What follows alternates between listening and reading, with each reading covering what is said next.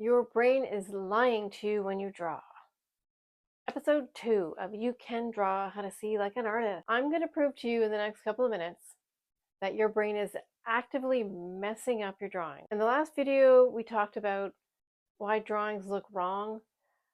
Now we're going to dig a little deeper into why your brain causes that problem in the first place. Your brain is designed for speed and accuracy.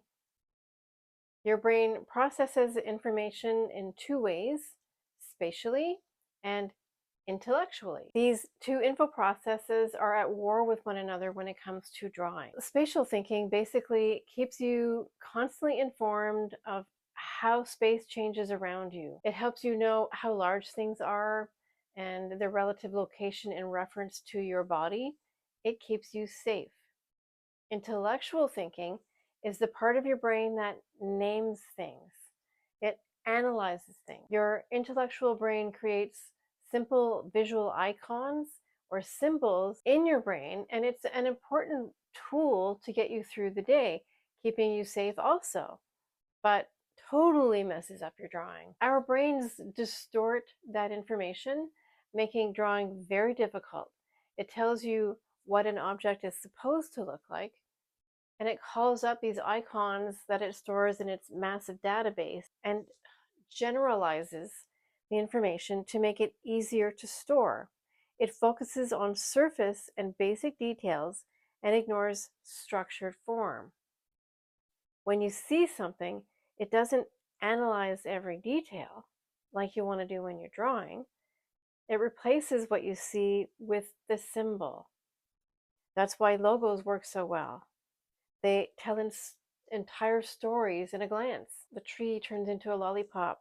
The house can look like an arrow pointing upward.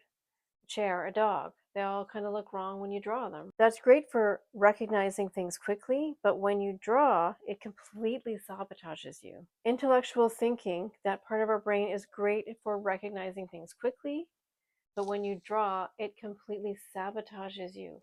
We're fighting with symbol versus observation. Good artists don't draw things.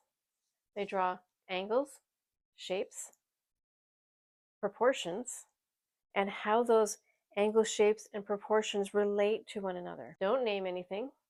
Don't guess. Just seek the overall shape. Go find a photo. Print it. Grab something from an old magazine.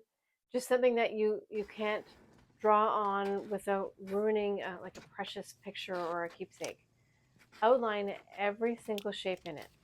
Shapes created by shadows, highlights, everything. Your brain can be trained to see by seeking all the shapes within a photo or the shapes within the objects right in front of you. Teach your brain to observe. Your brain isn't broken, it's actually doing its job. You're learning to work around it. In the next lesson, I'll show you exactly how to see like an artist using the shapes and angles.